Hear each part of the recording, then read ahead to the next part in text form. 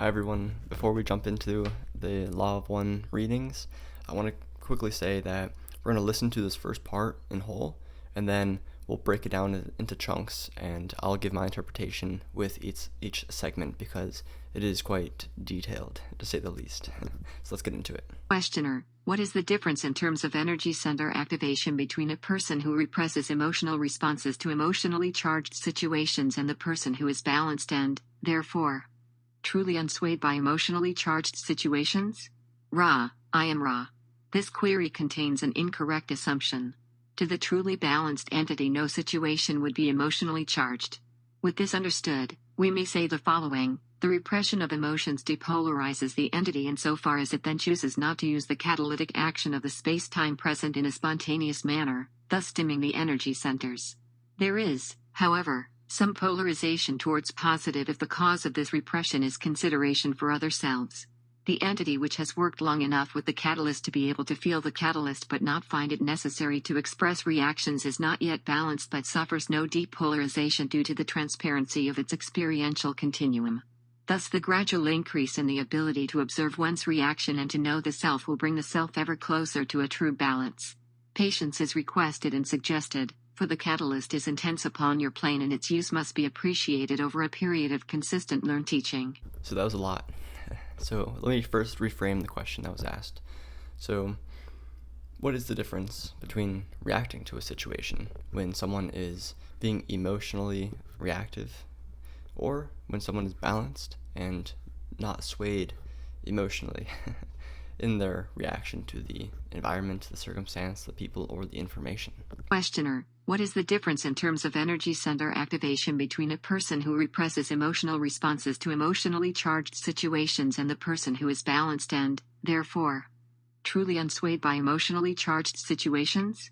Ra, I am Ra. This query contains an incorrect assumption. To the truly balanced entity, no situation would be emotionally charged. With this understood, we may say the following. The repression of emotions depolarizes the entity insofar as it then chooses not to use the catalytic action of the space-time present in a spontaneous manner, thus dimming the energy centers. So the idea is that if someone is truly balanced, then they're not going to be emotionally charged to the point where they're swaying in their emotional reactivity. Rather, if someone is allowing themselves to repress the emotions in the sense that they think they're balanced, but in reality they're just pushing it to the side or letting it be buried for another day, then what you're doing is you're desensitizing yourself to the point where you're just doling down your emotional state. And this is what Raw states is going to affect your energy centers. There is, however, some polarization towards positive if the cause of this repression is consideration for other selves. There is a nuanced distinction that Ra makes about there being value in this repression of your emotions if you're doing it for another being. And so an example of this is, let's say you have stress going on at work and it's causing you to take in your emotion and bury it to the side. And then you come home to your family and they're asking, how was your day? And are you thinking that you're balanced? You're not going to throw your energy and throw your emotion out straight onto them and unleash your stress onto your victimized family members, but rather you also don't want to necessarily repress this emotion and come off as a dull, boring person. My recommendation is to not unleash your stress onto them, but to be honest and open with what's going on. There's a way of doing that where you're not constantly loading the stress onto the backpack on your back and carrying that day in and day out, but also not unleashing everything that you have underneath the surface onto your unsuspecting family members.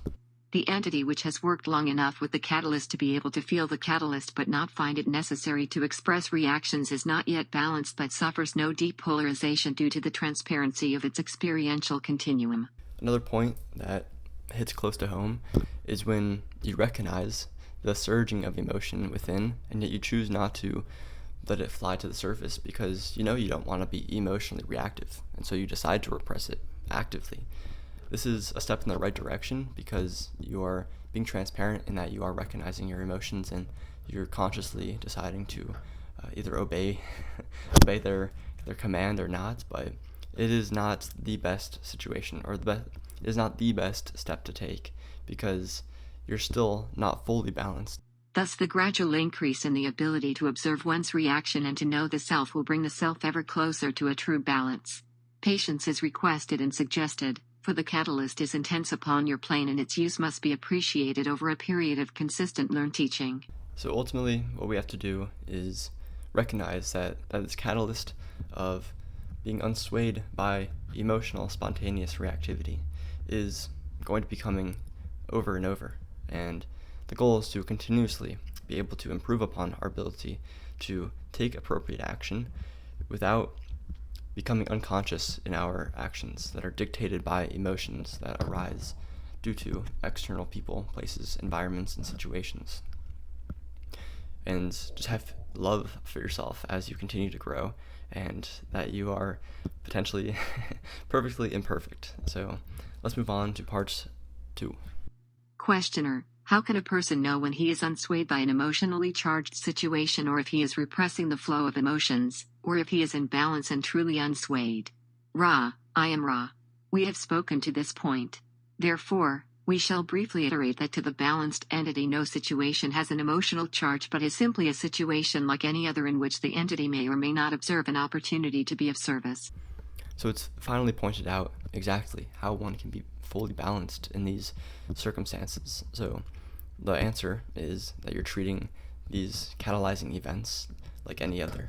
You're not being emotionally swayed despite external emotion possibly being flung your way, and ultimately you're taking action that is in service to others.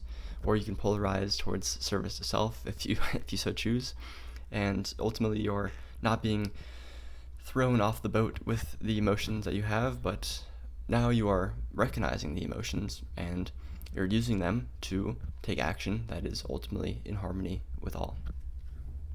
The closer an entity comes to this attitude, the closer an entity is to balance. You may note that it is not our recommendation that reactions to catalysts be repressed or suppressed unless such reactions would be a stumbling block not consonant with the law of one to another self. It is far, far better to allow the experience to express itself in order that the entity may then make fuller use of this catalyst. Questioner: how can an individual assess what energy centers within its being are activated and in no immediate need of attention, and which energy centers are not activated and are in need of immediate attention? Ra: I am Ra.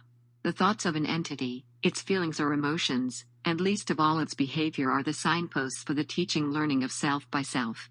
In the analysis of one's experiences of a diurnal cycle, an entity may assess what it considers to be inappropriate thoughts, behaviors, feelings, and emotions. In examining these inappropriate activities of mind, body, and spirit complexes, the entity may then place these distortions in the proper vibrational ray and thus see where work is needed. Alright, this last part, I challenge you to interpret it and throw your interpretation down in the comments below. And what I got from it is that you just want to be able to reflect and analyze where your thoughts, your behaviors, your emotions, etc. arose, and how you think they went in accordance with yourself, in accordance with others, what could be improved upon for the next time. Ultimately just learning from these learned teachings and taking the right actions in reflection so that when the situation arises next time, we're able to be balanced in all energy stores. So definitely analyze it from all 7 points of view, from the root up to the crown, and with these different perspectives, you're able to have different pros and cons of where you went right or you went wrong, etc. And of course, it's not a universal right or wrong. It's how you interpret it based on your feelings now. So take this as you will, and hopefully we'll digest the next one with even greater clarity. If you found value in this, then give yourself a pat on the back, and I'll see you all in the next video. Thank you, thank you, thank you.